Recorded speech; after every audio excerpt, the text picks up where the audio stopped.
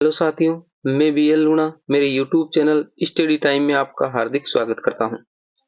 आज हम इस क्लास में जो हिंदी में पारिभाषिक शब्दावली है, यानी पारिभाषिक शब्दावली में से एक या दो क्वेश्चन एग्जाम में आते हैं। यानी जब भी ये टॉपिक आपके लगता है तो उससे संबंधित आपको एक या दो क्वेश्चन देखने को मिलते हैं।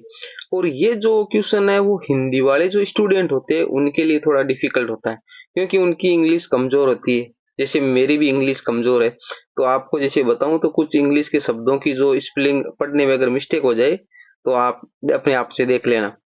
बाकी मेरी भी इंग्लिश है वो कमजोर है, और ये टॉपिक मेरे को मेरे हिंदी में ना सबसे हार्ड मेरे को लगता है। ठीक है, तो इसलिए मैंने इसके जो कुछ क्वेश्चन जो परीक्षा में आए हुए उनसे संबंधित क्वेश्चन लिए। तो इनसे क्या होता है कि बार बार एग्जामिनर ना इन्हीं से वापस क्वेश्चन बनाने की कोशिश करता है। कई बार ये क्वेश्चन वापस रिपीट हो जाते हैं, तो हम जो पूरा जैसे पढ़ते हैं तो हिंदी वाले के लिए डिफिकल्ट होता है। तो जो आए हुए क्वेश्चन है उनको तो आपको अच्छे से तैयार करके जाना होता है। दूसरी बात है, एक सूचना आपको दे दूं कि ये जो व्याकरण के जो लगभग टॉपिक है वो खत्म हो गए हैं।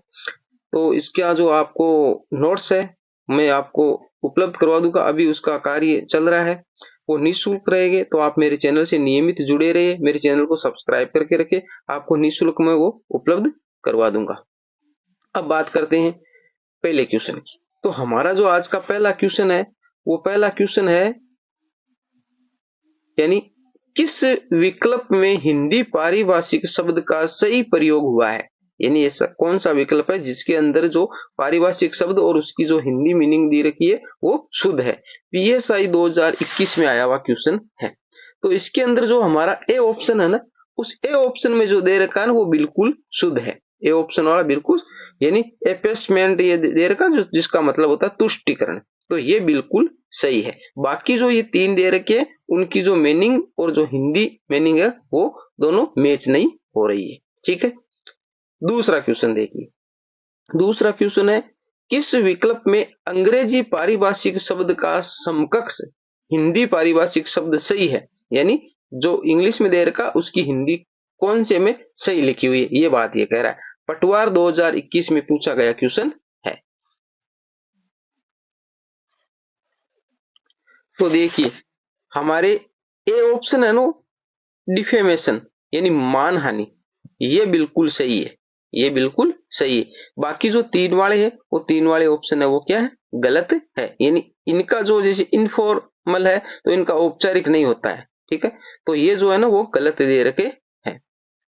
तीसरा क्वेश्चन देखिए, अंग्रेजी के ग्रेस है, अंग्रेजी के ग्रेस के लिए हिंदी के जिस शब्द का प्रयोग किया जाता है उसका चयन कीजिए। स्टेनोग्राफर 2021।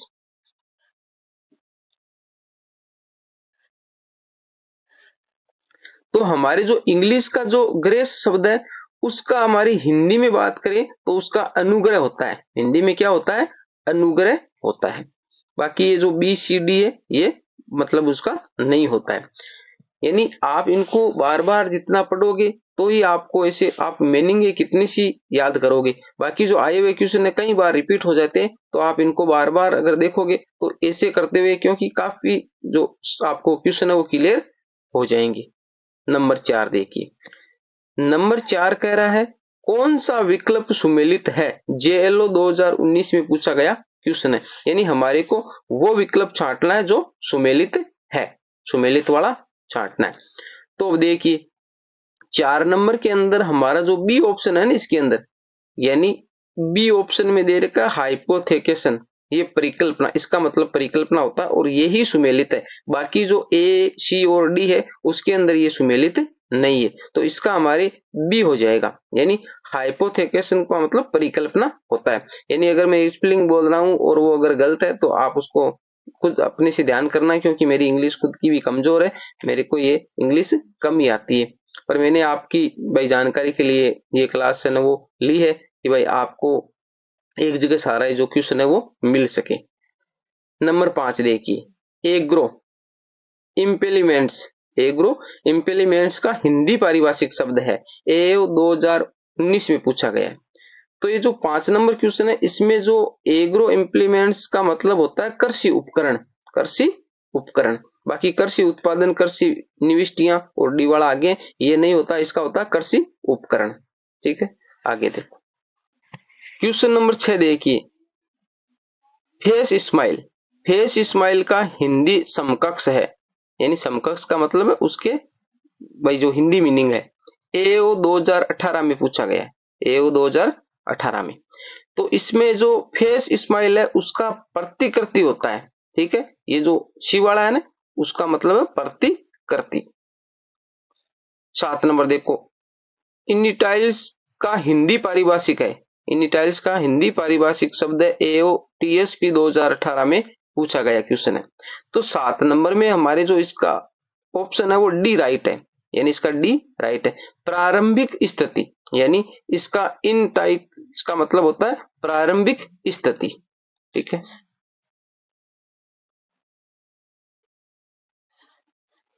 क्वेश्चन नंबर 8 देखिए, क्वेश्चन नंबर 8 दे रखा है डेपोटेशन।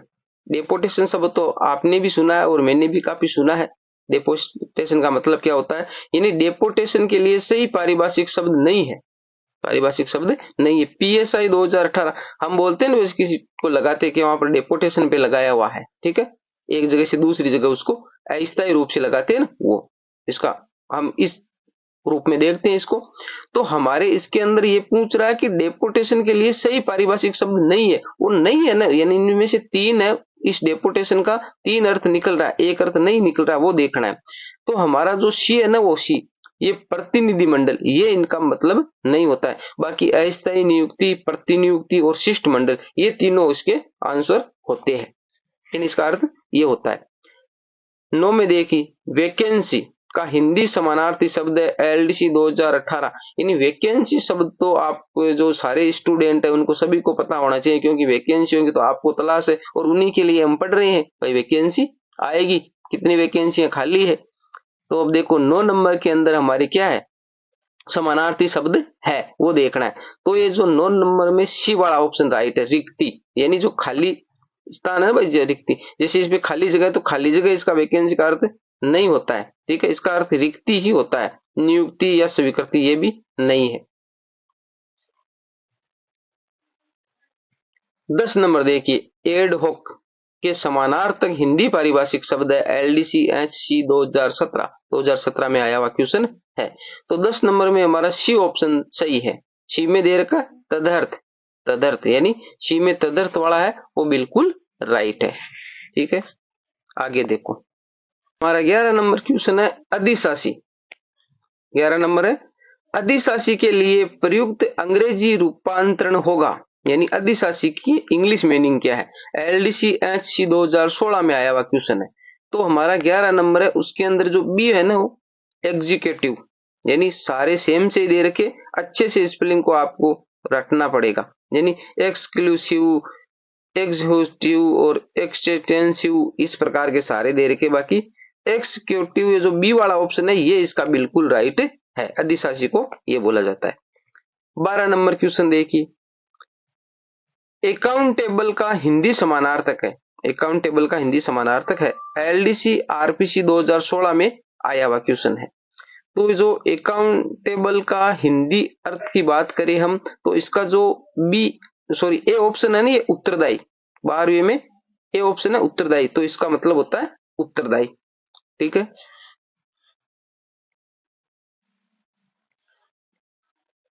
क्वेश्चन नंबर 13 देखिए, अप्रेंटिस का हिंदी पारिभाषिक शब्द है एजे 2016 में आया हुआ है, एजे 2016 में।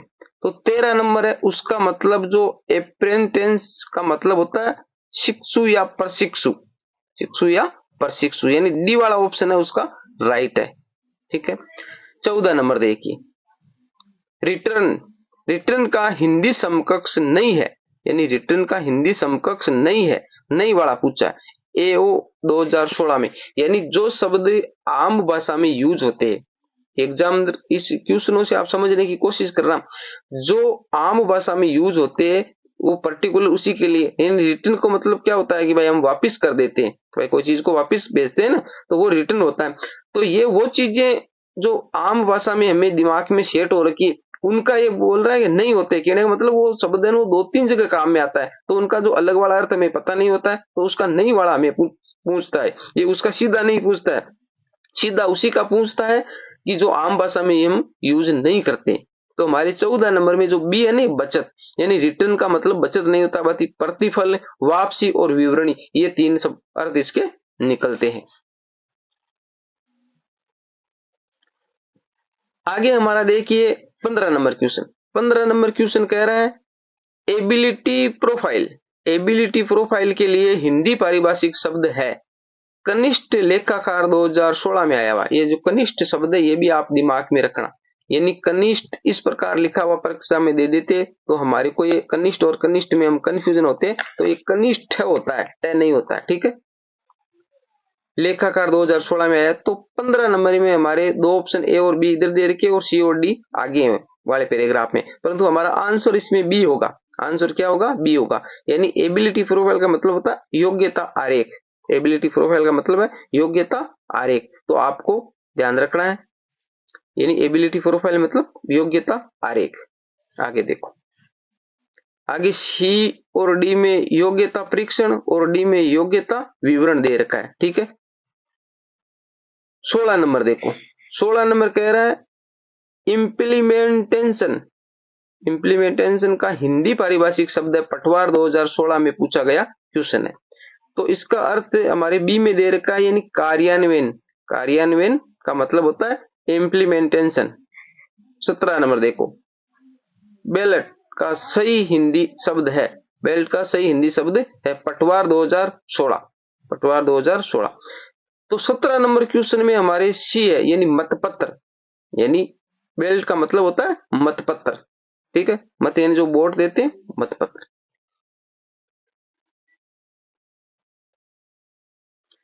क्वेश्चन नंबर 18 देखिए हमारा। क्वेश्चन नंबर 18 कह रहा है स्टेशनरी का अर्थ इनमें से कौन सा है? कनिष्ठ लेखाकार 2015 में आया हुआ क्वेश्चन है। कनिष्ठ लेख कौन से में आया हुआ है? 15 में। 18 नंबर में हमारा डी ऑप्शन होगा सांविधिक। यानी सांविधिक मतलब होता है इसका स्टेटरी। शब्द थोड़ा डिफिकल्ट है, मेरे को कम आ रहा है, आप अपने हिसाब से इसका अर्थ निकाल लेना, यानी सांविधिक होगा। 19 नंबर देखो, डेफिकेशन का हिंदी अर्थ है एपीओ 18/10/2015 में पूछा गया है। तो ये 19 नंबर है, उसके अंदर हमारे बी यानी गबन। गबन हमारे किसका उपन्यास है? जो प्रेमचंद है ना, प्रेमचंद का उपन्यास है गबन। प्रेमचंद का उपन्यास है, अच्छा उपन्यास है, अगर आपको कहीं पढ़ने के लिए मिले तो जरूर पढ़ना। 20 नंबर देखिए, बेल का अर्थ इनमें से है एपीओ 20/10/2015 में आया हुआ है। यानी बेल का अर्थ इनमें से है एपीओ 20/10/2015 में पूछा गया क्वेश्चन है। तो जो हमारा एपीओ का जो अर्थ है वो ए और बी है ना, आपराधिक, बी में दे रखा गैर जमानती। तो ये दो ऑप्शन है वो नहीं है, आगे वाले पैराग्राफ में देखते हैं। सी में दे रखा जमानत और डी में दे रखा प्रमाणिक। तो हमारा जो सी है ना जमानत, उसका मतलब होता है जमानत। क्या मतलब होता है? जमानत। आगे हमारा है 21 नंबर। 21 नंबर क्वेश्चन है टेम्पोरेरी। टेम्पोरेरी का हिंदी पारिभाषिक है एपीओ 25/10/2015। यानी ये जो टेम्पोरेरी है उसके अंदर जो बी है अस्थायी। यानी आपने ये शब्द तो सुना होगा, जब मोबाइल में हम कॉल लगाते हैं ना किसी को, तो कॉल लगाते वो बोलती है वो अस्थायी रूप से जो बंद होते हैं तो उसको बोलते हैं टेम्पोरेरी, उसको बंद कर दिया गया है। तो ये जो अस्थायी रूप से जो बंद होता है, यानी अस्थायी रूप से इसका मतलब होता है अस्थायी। टेम्पोरेरी का मतलब सिर्फ अस्थायी होता है। 22 नंबर देखिए, अप्रेंटिसशिप के लिए हिंदी पारिभाषिक है MVSI 2014 में आया हुआ क्वेश्चन है। तो ये जो 22 नंबर है उसके अंदर प्रशिक्षु, जो सी वाला ऑप्शन है वो मत, इसका अप्रेंटिस का मतलब होता है प्रशिक्षु। ये अभी आगे पिछले में आया हुआ था एक क्वेश्चन, उसमें भी ये पूछा था, ठीक है। तो ये बार बार क्वेश्चन भी रिपीट होते हैं, तो आप इसको अच्छे से दिमाग में रखना। आगे हमारा जो 23 नंबर क्वेश्चन है, वो 23 नंबर क्वेश्चन कह रहा है किस शब्द का अर्थ एडुसेमेंट से संबंध नहीं है। एलडीसी आरपीसी 2014 में पूछा गया क्वेश्चन है। तो इसमें जो पृष्ठांकन, बेचान और समर्थन, ये तीन अर्थ इनके निकलते हैं। और जो सी वाला ऑप्शन है भुगतान, इसका मतलब अर्थ भुगतान नहीं होता है। आगे 24 नंबर क्वेश्चन देखिए। 24 नंबर क्वेश्चन कह रहा है कॉन्टेनेशन के लिए उपयुक्त हिंदी शब्द है। कॉन्टेंटेशन के लिए हिंदी शब्द जेएलओ 2014 में आया हुआ क्वेश्चन है। तो हमारी 24 नंबर में इसका मतलब होता है सी वाला, प्रतिविरोध, यानी कॉन्टेंटेशन का मतलब होता है प्रतिविरोध। 25 नंबर क्वेश्चन देखिए। हमारा 25 नंबर क्वेश्चन है किस पारिभाषिक शब्द का हिंदी पर्याय ठीक नहीं है, यानी जो ठीक नहीं है वो देखना है। कनिष्ठ लेखाकार 2013 में आया हुआ क्वेश्चन है। देखिए अगले पैराग्राफ में, इसमें देखिए ए वाले में दे रखा है अपेंडिक्स यानी परिशिष्ट, ये बिल्कुल सही है, ठीक है। फिर जो इसके हेंडुल अनुच्छेद, ये इसका गलत है, ये इसका अर्थ नहीं निकलता है। ये बी वाला है ना, ये हमारे को गलत वाला ही पूछा, तो ये उसका ऑप्शन सही होगा। और ये सरचार्ज का मतलब होता है अधिभार, ये भी सही है। और वेगिलेंस का मतलब होता है सतर्कता, ये भी सही है। तो गलत सिर्फ बी वाला है, तो इसमें हमारा बी आंसर सही हो जाएगा। 26 नंबर देखिए एबिलिटी शब्द के समकक्ष हिंदी शब्द है। तो एओ 2014, इसको तो आपको लगभग सभी को आ रहा होगा, इसका अर्थ तो मेरे को भी आ रहा है। एबिलिटी का मतलब योग्यता होता है, ठीक है। तो ये बी वाले में दे रखा है, बिल्कुल सरल ही था ये। एडवर्स इंट्री समकक्ष हिंदी शब्द है। एओ 2012 में आया हुआ क्वेश्चन है। यानी जो हमारा 27 नंबर है उसके अंदर हमारे को पूछा है एडवर्स इंट्री समकक्ष हिंदी शब्द है, यानी एडवर्स इंट्री का हिंदी समकक्ष है। तो ये हमारे सी में दे रखा है। इसका होता है प्रतिकूल परिविष्टि, प्रतिकूल परिविष्टि। 28 नंबर देखिए एजेंडा का हिंदी पर्याय है। एपीआई 2011 में पूछा गया, यानी एजेंडा का हिंदी अर्थ होता है डी वाले ऑप्शन में कार्य सूची। एजेंडा का मतलब होता है कार्य सूची। 29 नंबर क्वेश्चन देखिए, करिकुलर का हिंदी समानार्थक है। स्टेनोग्राफर 2011 में आया हुआ क्वेश्चन है। तो करिकुलर का आपके हिंदी समानार्थ यानी हिंदी जो अर्थ है वो होगा हमारे सी वाले में, यानी परिपत्र, परिपत्र। सी वाला ऑप्शन इसका राइट है। 30 नंबर क्वेश्चन देखिए, गलत पारिभाषिक शब्द युग्म है। गलत पारिभाषिक शब्द युग्म एलडीसी आरपीसी 2011 में पूछा गया क्वेश्चन है। आगे वाले पैराग्राफ में है। तो 30 नंबर में इसका आंसर जो डी है ना, वो डी वाला है, यानी डी वाला ऑप्शन है वो गलत है। यानी रिजोइंडर्स का उत्तर अर्थ नहीं होता है। बाकी जो ये तीन दे रखे ए बी सी डी, ये तीनों राइट है। तीनों क्या है? राइट है। क्वेश्चन नंबर हमारा 31 देखिए, एटोनोमस शब्द के लिए हिंदी का सही पद है। आरजेएस 2011 में, यानी इसका हिंदी मीनिंग क्या है वो पूछा है। तो 31 नंबर में हमारे इसका सी ऑप्शन है वो राइट है, यानी स्वायत्त होता है इसका मतलब। एटोनोमस का मतलब होता है स्वायत्त। फिर देखिए 32 नंबर क्वेश्चन।